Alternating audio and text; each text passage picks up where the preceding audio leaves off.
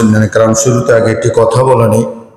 সেই কথাটা হলো, এলাকায় আমাদের মনে করেন গোসাইপুরের গ্রামে আপনাদের এখানে যত ওলামায়ে কেরাম আছেন, এই এলাকার যত আলেমরা রয়েছে, আলেমদেরকে সম্মান করবেন, ইজ্জত দিবেন।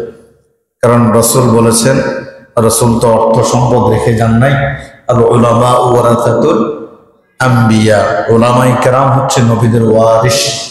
কারণ নবীদের জামানায় নবীরা ছিলেন, দিন প্রচার করেছেন, দিনের পথে মানুষকে দাওয়াত দিয়েছেন, হেদায়েতের বয়ান শুনেছেন, দিনের তালিম দিয়েছেন। আজকে নবী নাই, রাসূল নাই, তাবেঈন নাই, সাহাবায়ে কেরামও নাই, কিন্তু এই হক কথাগুলো আপনাদেরকে শোনাচ্ছেন ওলামায়ে কেরাম।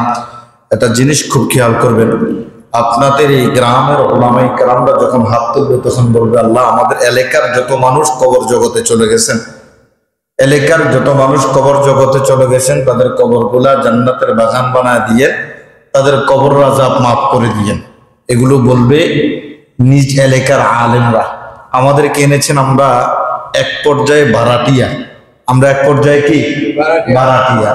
আমাদের গুলা কবুল হতে পারে, নাও হতে পারে, কিন্তু ঘরের আলেম, ঘরের সন্তান যখন ঘরের মানুষের জন্য দোয়া করবেন, সেটা আল্লাহ কবুল করবেন। সুবহানাল্লাহ বলেন।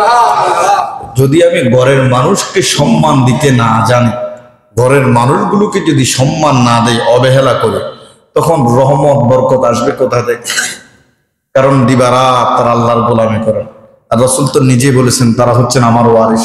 সাধারণ কোনো আবেদকে বলে নাই, সাধারণ কোনো মানুষকে বলে নাই, কোনো বাংলা শিক্ষককে বলে নাই, কোনো ইংরেজি শিক্ষক, বায়োলজি, অঙ্ক শিক্ষককে বলে নাই, তারা আমার ওয়ারিস। সুতরাং দ্বীনি ইলম যারা শিক্ষা করেছে, কোরআন হাদিসের জ্ঞান যার ভিতরে আছে, আল্লাহ তাআলা তাদের রাসূল তাদেরকে বলেছেন তারাই হলেন আমার ওয়ারিস। সুতরাং গ্রামের হক্কানি আলেম যারা, হকের পথে আছেন যারা, তাদেরকে সম্মান করবেন, তাদেরকে ইজ্জত দিবেন। আল্লাহ তাআলা দেখবেন আপনার ইজ্জত কি করবেন, বাড়ায় দিবেন।